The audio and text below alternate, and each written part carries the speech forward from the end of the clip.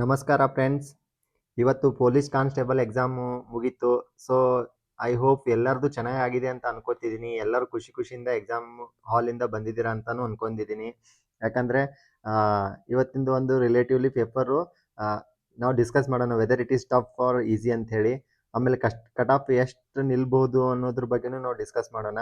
ಆಮೇಲೆ ಇನ್ನು next KE ಒಂದು ಕಂಡಕ್ಟ್ ಮಾಡುವಂಥ ಎಕ್ಸಾಮ್ಗೆ ನಾವು ನಮ್ಮ ಪ್ರಿಪ್ರೇಷನ್ ಯಾವ ಥರ ಇರಬೇಕು, ಫಾರ್ ಎಕ್ಸಾಂಪಲ್ ಯಾವ ಥರ ಇರಬೇಕು, PSIಗೆ ಯಾವ ಥರ ಇರಬೇಕು ಅನ್ನೋದ್ರ ಬಗ್ಗೆನೂ ಈ ವಿಡಿಯೋದಲ್ಲಿ ಸ್ವಲ್ಪ ಡಿಸ್ಕಸ್ ಮಾಡೋಣ.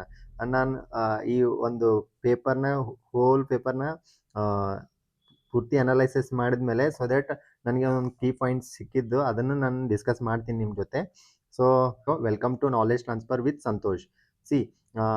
ಇದು ಎಕ್ಸಾಮು ಇವತ್ತೇ ಮುಗಿದಿದೆಯಲ್ಲ, ಸ್ವಲ್ಪ ರಿಲೀಫ್ ಮಾಡಿ. ಯಾಕಂದರೆ ಎಷ್ಟೋ ದಿನದಿಂದ ನೀವು ಚೆನ್ನಾಗಿ ಊಟ ಮಾಡಿರಲ್ಲ, ಚೆನ್ನಾಗಿ ನಿದ್ದೆ ಮಾಡಿರಲ್ಲ, ಆಮೇಲೆ ರೆಸ್ಟ್ಲೆಸ್ ನೈಟ್ ಇರುತ್ತೆ. ಅದ್ರ ಸ್ವಲ್ಪ ನಿಮ್ಮ ಮೈಂಡ್ಗೆ ಸ್ವಲ್ಪ ರೆಸ್ಟ್ ಮಾಡಿ. ಯಾಕಂತಂದರೆ ಇವತ್ತೇ ಎಕ್ಸಾಮ್ ಬರ್ದಿದ್ದೀರಾ, ಇವತ್ತೇ ನೀವು ಕೀ ಆನ್ಸರ್ಸ್ ನೋಡಬೇಕು. ಆಮೇಲೆ ಎಲ್ಲನೂ ಇವತ್ತೇ ಚೆಕ್ ಮಾಡಿ, ಇವತ್ತೇ ಡಿಸೈಡ್ ಮಾಡೋದು ಬೇಡ. ಯಾಕೆ ಒಂದು 2 to 3 days ವೇಟ್ ಮಾಡಿ. ಅಫಿಷಿಯಲ್ ಕೀ ಆನ್ಸರ್ ಬರೋವರೆಗೂ ವೇಟ್ ಮಾಡಿ. ಅಫಿಷಿಯಲ್ ಕೀ ಆನ್ಸರ್ ಬಂದಮೇಲೆ ನೀವು ಚೆಕ್ ಮಾಡ್ಕೊಳ್ಳಿ. ಇವಾಗ ನೀವು ಏನಕ್ಕೆ ಒಂದು ಕೀ ಆನ್ಸರ್ ಚೆಕ್ ಮಾಡಿದ್ರು ಈವನ್ ಎಲ್ಲರೂ ಬೇಸ್ಡ್ ಆನ್ ಒಂದು ನಾಲೆಜ್ ಇರ್ಬೋದು, ಅದು 60 ಕ್ವಶನ್ಸ್ವರೆಗೂ ಮಾತ್ರ ಸಿಗುತ್ತೆ. ಆಮೇಲೆ ನಿಮ್ಮ ಅದರ್ ದೆನ್ 60% ಒಂದು ಗೂಗಲ್ ಚಾಟ್ GPT ಇದ್ರ ಚೆಕ್ ಮಾಡಿ ಎಲ್ಲರೂ ಒಂದು ಕೀ ಆನ್ಸರ್ ಬಿಟ್ಟಿರ್ತಾರೆ. ಸೊ ಅಲ್ಲಿ ಒಂದು 6 to 8 questions, 8 to 10 questions wrong ಆಗ್ತಿತ್ತಂದರೆ ಸೊ ಒಂದು ಕಟ್ ಆಫ್ ಡಿಸೈಡ್ ಮಾಡೋದು 1 to 2 ಕ್ವಶನ್ಸು. ಸೊ ನಿಮ್ಗೆ 6 to 8 ಕ್ವಶನ್ಸು ರಾಂಗ್ ಆಗ್ತಿತ್ತಂದರೆ ಸೊ ನೀವು ಸುಮ್ಮನೆ ಡಿಪ್ರೆಷನ್ಗೆ ಹೋಗ್ತೀರಾ. ಅದು ಡಿಪ್ರೆಷನ್ ಬೇಡ. ಆರಾಮ್ ಒಂದು 2 days ಆರಾಮ್ ಎಂಜಾಯ್ ಮಾಡಿ ಅಂತ ನಾನು ಹೇಳ್ತೀನಿ. ವೇಟ್ ಫಾರ್ 2 days ಅಷ್ಟೇ. ಅಂದರೆ ಒಂದು ಅಫಿಷಿಯಲ್ ಕೀ ಆನ್ಸರ್ಸ್ ಬರೋವರೆಗೂ ವೇಟ್ ಮಾಡಿ. ಅದಾದಮೇಲೆ ಚೆಕ್ ಮಾಡ್ಕೊಳ್ಳಿ ನಿಮ್ಮದು ಎಷ್ಟು ಬರ್ತಾ ಇದೆ ಅಂಥೇಳಿ. ಇವಾಗ ಪೇಪರ್ ಯಾವ ಥರ ಇತ್ತು ಅಂಥೇಳಿ ನಾವು ಮಾತಾಡೋದಾದರೆ, ಸೊ ಆ್ಯಸ್ ಪರ್ ಏನಂತಂದರೆ ಒಂದು PC ಎಕ್ಸಾಮ್ ಅಂತ ನೋಡಿದಾಗ ಅಥವಾ ಒಂದು PUC ಲೆವೆಲ್ ನೋಡಿದಾಗ it is relatively tougher side ಇತ್ತು. ಒಂದು PUC ಒಂದು ಮೈಂಡ್ಸೆಟ್ ಅಂತ ನೋಡಿದಾಗ ಇದು ಟಫ್ ಇತ್ತು. ಆಮೇಲೆ 90 ಮಿನಿಟ್ಸಲ್ಲಿ ಆ ಕ್ವಶನ್ ಪೇಪರ್ನ ಕಂಪ್ಲೀಟ್ ಮಾಡೋದು ಟಾಸ್ಕೇಬಲ್ಲು. ಎಲ್ಲರಿಗೂ ಆಗಲ್ಲ. ಅದು 90 ಮಿನಿಟ್ಸಲ್ಲಿ ಅದನ್ನ ಕ್ವಶನ್ ಪೇಪರ್ ಮುಗಿಸೋಕ್ಕೆ ಸ್ವಲ್ಪ ಕಷ್ಟ ಆಗುತ್ತೆ. ಆಮೇಲೆ ಕಟ್ ಆಫ್ ಎಷ್ಟು ಪ್ರೆಡಿಕ್ಟ್ ಮಾಡ್ಬೋದು ಅಂತಂದರೆ, ಸೊ ಇವಾಗ 1:5 ಕ್ಯಾಂಡಿಡೇಟ್ನ ಸೆಲೆಕ್ಟ್ ಮಾಡ್ತಾರೆ ಇವಾಗ ನೆಕ್ಸ್ಟು ಅಂದರೆ ಫಿಸಿಕಲ್ ಟೆಸ್ಟ್ಗೆ. ಸೊ ದಟ್ ಇವಾಗ ಒಂದು 2 lakh ಮೆಂಬರ್ಸ್ 2 lakh ಜನ ಬರೆದಿದ್ದಾರೆ ಅಂತ ಅಂದ್ರೂ ಅದರಲ್ಲಿ ಹಾರ್ಡ್ಲಿ 1 lakh ಜನ ಅಷ್ಟೇ ಸೀರಿಯಸ್ ಆಸ್ಪಿರೆಂಟ್ ಬರಿಬೇಕು ಎಕ್ಸಾಮ್ ಅಂತ ಅಂದಿರ್ತಾರೆ. ಅದರಲ್ಲಿ ಮತ್ತೆ ಒಂದು 50,000 ಆ್ಯಕ್ಚುಲಿ ಎಕ್ಸಾಮು ಸೀರಿಯಸ್ ಕ್ಯಾಂಡಿಡೇಟ್ ಇರ್ತಾರೆ.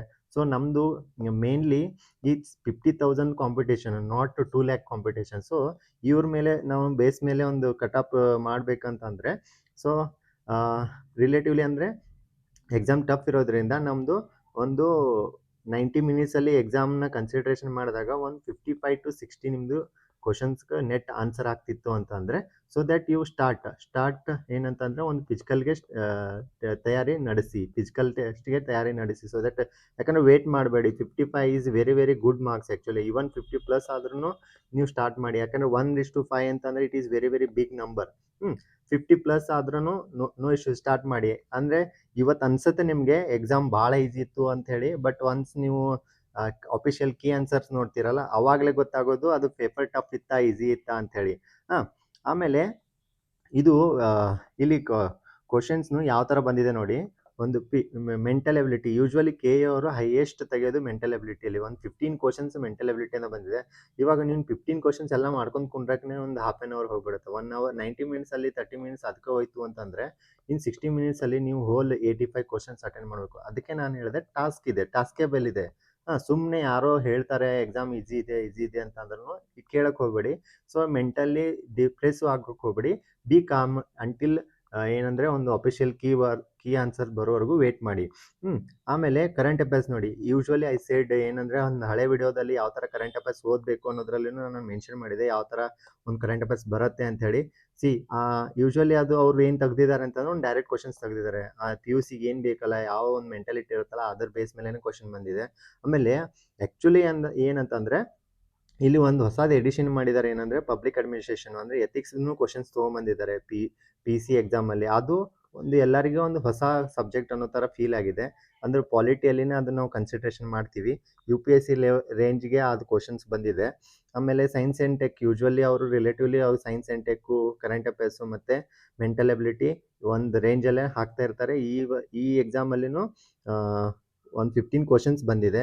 ಹಿಸ್ಟ್ರಿಯಲ್ಲಿನೂ 19 ಕ್ವಶನ್ಸ್ ಬಂದಿದೆ. ಅಂದರೆ ನಮ್ದು ಹಿಸ್ಟ್ರಿ ಅಂದರೆ ಡಿವೈಡ್ ಆಗುತ್ತಲ್ಲ, ಎಲ್ಲ ಇಂಡಿಯನ್ ಹಿಸ್ಟ್ರಿಯಲ್ಲಿ ಮತ್ತೆ ಆನ್ಸಿಯೆಂಟು, ಮಿಡಿವಲ್ಲು, ಮಾಡರ್ನು, ಆಮೇಲೆ ಮತ್ತೆ ಕರ್ನಾಟಕ ಹಿಸ್ಟ್ರಿಯಲ್ಲಿ ಮತ್ತೆ ಆನ್ಸಿಯೆಂಟು, ಮಿಡಿವಲ್ಲು, ಮಾಡರ್ನು ಈ ಥರ ಡಿವೈಡ್ ಮಾಡಿದಾಗ ಸೊ ದ್ಯಾಟ್ ಒಂದು 20 ಅಂದರೆ ಆಲ್ಮೋಸ್ಟ್ 20 ಕ್ವಶನ್ಸು ಹಿಸ್ಟ್ರಿಯಿಂದನೂ ಬಂದಿದೆ. ಮತ್ತು ಅದರ್ ಜಿಯೋಗ್ರಫಿ ಆ್ಯಂಡ್ ಅದರ್ಸ್ ಏನಿದೆ ಅಲ್ಲ ಅದು 14 ಕ್ವಶನ್ಸ್ ಮೇಲೆ ಬಂದಿದೆ. ಸೊ ಇವಾಗ ನಾನು ಇದು ನಾಟ್ ನಂದು ಎಕ್ಸಾಕ್ಟ್ ಅಂತ ಹೇಳಲ್ಲ, ಒಬ್ಬೊಬ್ಬರು ಒಂದೊಂದರಲ್ಲಿ ಕನ್ಸಿಡರ್ ಮಾಡಿರ್ತಾರೆ. ಫಾರ್ ಎಕ್ಸಾಂಪಲ್ ಈ ಕರೆಂಟ್ ಅಫೇರ್ಸ್ನ ಜಿಯೋಗ್ರಫಿಯಲ್ಲಿ ಕನ್ಸಿಡರ್ ಮಾಡಿರ್ತಾರೆ, ಒಂದೊಂದು ಕರೆಂಟ್ ಅಫೇರ್ಸ್ನ ಸೈನ್ಸ್ ಆ್ಯಂಡ್ ಟೆಕ್ಕಲ್ಲಿ ಮಾಡ್ತಿರ್ತಾರೆ. ಬಟ್ ರಿಲೇಟಿವ್ಲಿ ಒಂದು ಪ್ಲಸ್ ಆರ್ ಮೈನಸ್ಸು ಇದೇ ರೇಂಜಲ್ಲಿನೇ ಬಂದಿದೆ. ಸೊ ಇದೊಂದು ನೀವು ಬೇಸ್ ಮೇಲೆ ನೀವು ನೆಕ್ಸ್ಟ್ ಎಕ್ಸಾಮ್ನ ತಯಾರಿ ಯಾವ ಥರ ಮಾಡಬೇಕು ಅನ್ನೋದನ್ನು ನೀವು ಕೀಪ್ ಇಟ್ ಇನ್ ಮೈಂಡ್. ಆಮೇಲೆ ಐ ಸೈಡ್ ಏನಂತಂದರೆ ಒಂದು PYQದು ಏನು ಇಂಪಾರ್ಟೆನ್ಸ್ ಇದೆ ಅಂತಲೂ ನಾನು ನಿಮಗೆ ಆವಾಗಲೇ ಮೊದಲಿನ ಎಲ್ಲ ವಿಡಿಯೋದಲ್ಲಿ ನಾನು ಮೆನ್ಷನ್ ಮಾಡ್ತಿರ್ತೀನಿ, ರೀಡ್ PYQ ಅಂತೇಳಿ. ಬಟ್ ನನ್ನ ಮಾತು ಕೇಳಿದಿರಿಲ್ಲ ಗೊತ್ತಿಲ್ಲ, ಕೇಳಿದರೆ ಸೊ ದ್ಯಾಟ್ ನೀವು ಈ ಒಂದು ಎಕ್ಸಾಮಲ್ಲಿ 30+ ಮಾರ್ಕ್ಸು ಬರ್ತಿತ್ತು ನಿಮಗೆ. PYQ ಇಂದನೇ ರಿಪೀಟ್ ಆಗಿದೆ. I will tell you that. ಅಂದರೆ ನಾನು ಹೇಳ್ತೀನಿ ಬೇಕಂದರೆ ಎಷ್ಟೊಂದು ಕ್ವಶನ್ಸು. ಫಾರ್ ಎಕ್ಸಾಂಪಲ್ ಪಾಲಿಟಿಯಲ್ಲಿ ನಿಮಗೆ ನೋಡಬೇಕಂದ್ರೆ I have a question paper, ನನ್ನ ಹತ್ರ ಕ್ವಶನ್ ಪೇಪರು ಇದೆ, ನಿಮಗೆ ಹೇಳ್ತೀನಿ ಬೇಕಂದರೆ. ಮೆಂಬರ್ ಆಫ್ UPSC ಮೆಂಬರ್ಸ್ನ ಯಾರು ಅಪಾಯಿಂಟ್ ಮಾಡ್ತಾರೆ? ಯೂನಿಯನ್ ಲಿಸ್ಟ್ ಅಂದರೆ ಏನು, ಸ್ಟೇಟ್ ಲಿಸ್ಟ್ ಅಂದರೆ ಏನು, ಆಮೇಲೆ ಎಮರ್ಜೆನ್ಸಿ ಪ್ರೊವಿಷನ್ಸ್ ಎಲ್ಲಿದೆ, ಅಥವಾ ಏನು ಪಾರ್ಲಿಮೆಂಟ್ರಿ ಎಕ್ಸಿಕ್ಯೂಟಿವ್ ಯಾರಿಗೆ ರೆಸ್ಪಾನ್ಸಿಬಲ್ ಇದ್ದಾರೆ, ಆಮೇಲೆ 356 ಇವೆಲ್ಲ ಕ್ವಶನ್ಸು ರಿಪೀಟೆಡ್ ಕ್ವಶನ್ಸು. ಆಮೇಲೆ ಇದು ನೋಡಿ, ಪ್ರೊವಿಷನಲ್ ಪ್ರೆಸಿಡೆಂಟ್ ಅಂತಂದರೆ ಯಾರು ಸಂವಿಧಾನ ರಚನಾ ಸಭೆಯ ಶಾಶ್ವತ ಅಧ್ಯಕ್ಷರಾಗಿ ರಾಜೇಂದ್ರ ಪ್ರಸಾದ್ ಅಧಿಕಾರ ಸ್ವೀಕರಿಸುವ ಮೊದಲು ಹಂಗಾಮಿ ಅಧ್ಯಕ್ಷರಾಗಿ ಯಾರು? ಇದು ಕ್ವಶನ್ಸ್ ಎಷ್ಟು ಸಲ ರಿಪೀಟ್ ಆಗಿದೆ. ಆಮೇಲೆ ಇದೊಂದು ಬೇಸಿಕ್ ಸ್ಟ್ರಕ್ಚರ್ ಅನ್ನೋದು ಹೊಸದು, ಇದು UPSC PYQ ಇದು. ಈ UPSCದು ಡೈರೆಕ್ಟ್ ಕ್ವಶನ್ಸು ಕಾಪಿ ಪೇಸ್ಟ್ ಮಾಡಿದ್ದಾನೆ. ಆಮೇಲೆ ಇಲ್ಲಿ ನೋಡಿ, ಫಂಡಮೆಂಟಲ್ ರೈಟ್ಸ್ ಆರ್ಟಿಕಲ್ 29, 21, 23, 26 ಇವೆಲ್ಲನೂ ನೀವು ಯಾವುದೇ ಒಂದು ಕ್ವಶನ್ ಪೇಪರ್ ನೋಡಿ ಇದರಲ್ಲಿ ಕ್ವಶನ್ಸ್ ಬಂದೇ ಬರುತ್ತೆ. ಅಟಾರ್ನಿ ಜನರಲ್ಲು, ಆಮೇಲೆ ಗವರ್ನರ್ ಯಾರಿಗೆ ಸಬ್ಮಿಟ್ ಮಾಡ್ತಾರೆ ರೆಸಿಗ್ನೇಷನು, ಆಮೇಲೆ ಪ್ರೆಸಿಡೆಂಟ್ ಆಫ್ ಏನಂದರೆ ಪ್ರೆಸಿಡೆಂಟ್ ಎಲೆಕ್ಷನ್ ಅಂದರೆ ಯಾವ ಥರ ಇರುತ್ತೆ, ಇವೆಲ್ಲ ರಿಪೀಟೆಡ್ ಕ್ವಶನ್. ಆರ್ಟಿಕಲ್ 163 ಅಂದರೆ ಏನು? ನೀವು ಹಿಸ್ಟ್ರಿಗೆ ಬಂದರೆ ಅದು ಹೇಳ್ತೀನಿ. ಹಿಸ್ಟ್ರಿಯಲ್ಲಿನೂ ಎಷ್ಟು ಕ್ವಶನ್ಸ್ ರಿಪೀಟ್ ಆಗಿದೆ ಅಂತಂದರೆ ಐ ವಿಲ್ ಟೆಲ್ ಯು.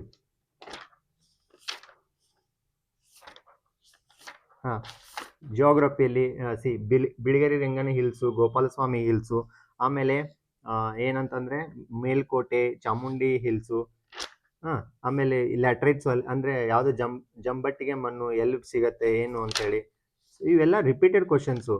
ಇವಾಗ ಪೋರ್ಟ್ ಬಗ್ಗೆನೂ ಹೇಳಿದ್ದಾರೆ. ಪೋರ್ಟ್ ಅಂದರೆ ಎಲ್ಲೆಲ್ಲಿ ಮೇಜರ್ ಪೋರ್ಟ್ ಯಾವ್ಯಾವ ಇದಾವೆ, ಮೇಜರ್ ಎಷ್ಟಿದ್ದಾವೆ ಇಂಡಿಯಾದಲ್ಲಿ, ಅವು ಎಲ್ಲೆಲ್ಲಿ ಇದ್ದಾವೆ, ಅದ್ರ ಬಗ್ಗೆ ರಿಪೀಟೆಡ್ ಕ್ವಶನ್ಸು. ನೀವು ಯಾವುದನ್ನು ಕ್ವಶನ್ ಪೇಪರ್ ತೆಗೆದ್ರೂ so that you get to know that whether it is repeated or not. ಇವಾಗ ನೋಡಿ, ಬೋಡೋ ಲ್ಯಾಂಗ್ವೇಜು ಎಷ್ಟು ಕ್ವಶನ್ ಪೇಪರ್ ಇಲ್ಲಿದೆ. ಬೋಡೋ ಲ್ಯಾಂಗ್ವೇಜು ಅದು ಯಾವ ಸ್ಟೇಟ್ದು ಅಂತ ಕೇಳಿದ್ದಾರೆ.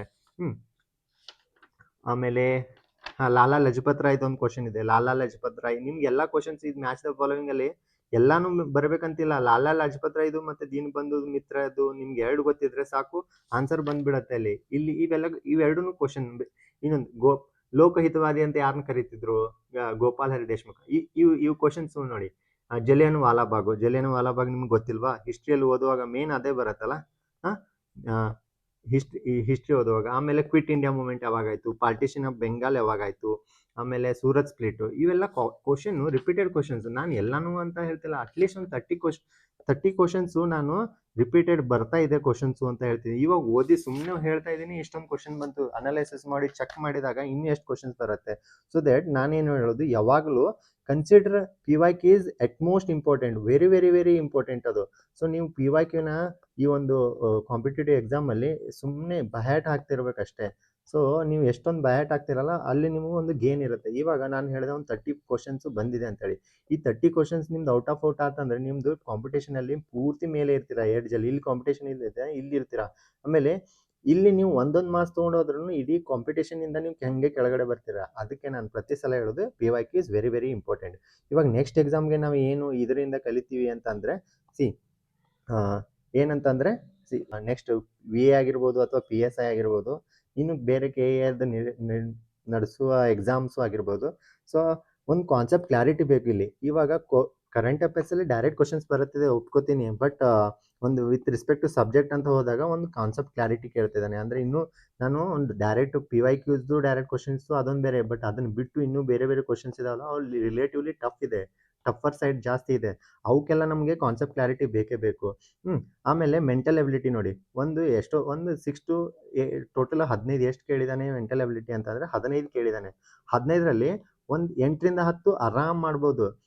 ಆಮೇಲೆ 12ರವರೆಗೂ ಮಾಡ್ರೇಟ್ ಇದೆ, ಮತ್ತು ಲಾಸ್ಟ್ ಒಂದು 3 to 4 ಕ್ವಶನ್ಸ್ ಇದೆಲ್ಲ ಅವು ರಿಲೇಟಿವ್ಲಿ ಟಫ್ ಇದೆ. ಸೊ ನಮ್ಗೆ ಯಾವಾಗಲೂ ಏನಂತಂದರೆ ನಾವು ಈಸಿ ಮತ್ತು ಮಾಡ್ರೇಟ್ ಮೇಲೆ ಜಾಸ್ತಿ ಫೋಕಸ್ ಮಾಡಬೇಕು. ಆಮೇಲೆ ಅವು ಕ್ವಶನ್ಸು ಯಾವೊಂದು ಎಕ್ಸಾಮ್ ಕೇಳ್ತಿದ್ದಾನೆ ಆ ರಿಲೇಟೆಡ್ ಮೇಲೇ ಕ್ವಶನ್ಸ್ ಇರುತ್ತೆ. ಫಾರ್ ಎಕ್ಸಾಂಪಲ್ PSIಗೆ ಎಷ್ಟು ಡಿಫಿಕಲ್ಟ್ ಲೆವೆಲ್ ಬೇಕಲ್ಲ ಅಷ್ಟೇ ಕ್ವಶನ್ಸ್ ಬರೋದು, VAಗೆ ಎಷ್ಟು ಡಿಫಿಕಲ್ಟ್ ಲೆವೆಲ್ ಬೇಕಲ್ಲ ಅಷ್ಟೇ ಕ್ವಶನ್ಸ್ ಬರೋದು. ಸೊ ಇವೆಲ್ಲ ಓವರ್ ಆಲ್ ನಾವು ಥಿಂಕ್ ಮಾಡಿದಾಗ ಒಂದು PYQ is very very important ಆಗುತ್ತೆ, ಕಾನ್ಸೆಪ್ಟ್ ಕ್ಲಾರಿಟಿ ಇಂಪಾರ್ಟೆಂಟ್ ಆಗುತ್ತೆ. ಕರೆಂಟ್ ಅಫೇರ್ಸು ಡೈರೆಕ್ಟ್ ಬರ್ತಾ ಇದೆ. ಸೊ ನಾನು ಫಸ್ಟ್ ಪೇಜ್ದು ಕರೆಂಟ್ ಅಫೇರ್ಸ್ ಯಾವ ಥರ ಓದಬೇಕು, ಒಂದು ದಿನದಲ್ಲಿ ಮ್ಯಾಗ್ಝಿನ್ ಯಾವ ಥರ ಮುಗಿಸ್ಬೇಕು ಅದ್ರ ಬಗ್ಗೆ ಚೆನ್ನಾಗಿ ವಿಡಿಯೋನೂ ಮಾಡಿದ್ದೀನಿ. So that you can watch that video. ಅಂದರೆ ಒಂದು ನಿಮಗೆ ಕ್ಲಾರಿಟಿ ಸಿಗುತ್ತೆ ಯಾವ ಥರ ನಮ್ಮದು ಒಂದು ಕರೆಂಟ್ ಅಫೇರ್ಸ್ನ ನಾವು ಓದಬೇಕು ಅಂತೇಳಿ. ಆಮೇಲೆ ಮೆಂಟಲ್ ಎಬಿಲಿಟಿಗೂ ಭಾಳ ತಲೆ ಕೆಡಿಸ್ಕೋಬೇಡಿ. ಯಾಕಂದರೆ ನಿಮ್ದೊಂದು ಸೋರ್ಸ್ ಇರುತ್ತಲ್ಲ, ಸೊ ಸೋರ್ಸ್ ಮೇಲೆ ನೀವು ಡಿಪೆಂಡ್ ಆಗಿ ಅದನ್ನ ಚೆನ್ನಾಗಿ ರಿವಿಷನ್ನು ಪ್ರಾಕ್ಟೀಸ್ ಮಾಡಿದರೆ so that you can get. ಅಂದರೆ ಒಂದು 15 ಕ್ವಶನ್ ಕೇಳಿದರೆ ಮಿನಿಮಮ್ 10 ಹಾಕ್ತೀರಾ. ಯಾಕಂದರೆ ಇವೊಂದು ನೀವು ಓದಿಲ್ಲ ಅಂದ್ರೂ ದಿಸ್ ಈಸಿ ಕ್ವಶನ್ಸ್ ಆರ್ ಡೂಯೇಬಲ್ ಮಾಡುವಂಥ ಇತ್ತು. ಆಮೇಲೆ ಹಿಸ್ಟ್ರಿಯಲ್ಲಿ ಸ್ವಲ್ಪ ರಿಲೇಟಿವ್ಲಿ ಟಫ್ ಹೋಗ್ತಾ ಇದ್ದಾನೆ, ಡೀಪರ್ ಸೈಡ್ ಜಾಸ್ತಿ ಇದೆ. ಸೊ ಅದಕ್ಕೆ ನಾವು ಹಿಸ್ಟ್ರಿನ ಸ್ವಲ್ಪ ಜಾಸ್ತಿ ಕಾನ್ಸಂಟ್ರೇಟ್ ಮಾಡಬೇಕು. ಮತ್ತು ಈ ಸೈನ್ಸ್ ಆ್ಯಂಡ್ ಟೆಕ್ಕು ಮತ್ತು ಕರೆಂಟ್ ಅಫೇರ್ಸ್ ಇವು ಯಾವಾಗಲೂ ಫಿಕ್ಸ್ಡ್ ಕ್ವಶನ್ಸ್, ಇಷ್ಟು ಕ್ವಶನ್ಸ್ ಬಂದೇ ಬರುತ್ತೆ ಒಂದು KA ಎಕ್ಸಾಮ್ ಅಂತಂದರೆ. ಇಲ್ಲಿ ವೇರಿಯೇಷನ್ ಆಗುತ್ತೆ. ಹಿಸ್ಟ್ರಿನೂ ಒಂದೊಂದು ಸಲ ಪಾಲಿಟಿ ಕ್ವಶನೇ ಕೇಳಲ್ಲ, ಒಂದೊಂದು ಸಲ ಹಿಸ್ಟ್ರಿ ಕ್ವಶನ್ಸ್ ಕೇಳಲ್ಲ, ಒಂದೊಂದು ಸಲ ಜಿಯೋಗ್ರಫಿ ಹೈಯೆಸ್ಟ್ ಮಾಡಿರ್ತಾನೆ. ಸೊ ದಟ್ ಇವೆಲ್ಲನೂ ಕನ್ಸಿಡರ್ ಮಾಡಿದಾಗ ನಮ್ದು ಏನಂತಂದರೆ ಒಂದು ಎಕ್ಸಾಮ್ಗೆ ಯಾವ ಥರ ಓದಬೇಕು, ನೆಕ್ಸ್ಟ್ ಎಕ್ಸಾಮ್ಗೆ ಯಾವ ಥರ ತಯಾರಿರಬೇಕು ಅನ್ನೋದ್ರ ಬಗ್ಗೆ ನಾವು ಒಂದು ಸ್ವಲ್ಪ ಗಮನ ಹರಿಸ್ಬೇಕು. ಆಮೇಲೆ ಸೆಲೆಕ್ಷನ್ ಪ್ರೊಸೆಸ್ಸು 1:5 ಇದೆ. ಸೊ ದಟ್ ನಿಮ್ಮದು ಒಂದು 55+ ಆಗಿದ್ರೂ so you start for physical test ಅಂತ ಹೇಳ್ತೀನಿ. ಆಮೇಲೆ ನೆಕ್ಸ್ಟ್ ಎಕ್ಸಾಮ್ಗೆ PYQನ ಬಿಡೋಕ್ಕೂ ಹೋಗಬೇಡಿ. ಆಮೇಲೆ ಪ್ಲೀಸ್ ವೇಟ್ ಟಿಲ್ ದ ಒಂದು ಆಫಿಷಿಯಲ್ ಬರೋವರೆಗೂ ವೇಟ್ ಮಾಡಿ. ಆಮೇಲೆ ನಿಮ್ಮದು ಒಂದು ಎಕ್ಸಾಮ್ ಯಾವ ಥರ ಆಗಿದೆ ಇವತ್ತು, ಎಷ್ಟೊಂದು ಅಕಸ್ಮಾತ್ ನಾನು ಹೇಳಿರ್ತೀನಿ ಚೆಕ್ ಮಾಡಬೇಡಿ ಅಂತ, ಆದರೂ ನೀವು ಚೆಕ್ ಮಾಡಿರ್ತೀರಾ. ಸೊ ಅಲ್ಲಿ ಎಷ್ಟು ಬರ್ತಾ ಇದೆ ನನಗೆ ಹೇಳಿ. ಸೊ ಆ ಬೇಸ್ ಮೇಲೆ ನಾವು ಒಂದು ಕಮೆಂಟ್ ಬಾಕ್ಸಲ್ಲಿ ಡಿಸ್ಕಸ್ ಮಾಡೋಣ. ಆಮೇಲೆ ನಾನು ಪ್ರತಿ ಕಮೆಂಟ್ಗೂ ಒಂದು ರೆಸ್ಪಾನ್ಸ್ ಮಾಡ್ತೀನಿ. ಸೊ ನಿಮ್ಗೆ ಏನಾದರೂ ಹೇಳ್ಬೇಕನ್ಸಿದ್ರು ಸೊ ದಟ್ ನೀವು ಕಮೆಂಟ್ ಬಾಕ್ಸಲ್ಲಿ ಹೇಳ್ಬೋದು. So thank you so much for watching from knowledge transfer with Santosh. Thank you.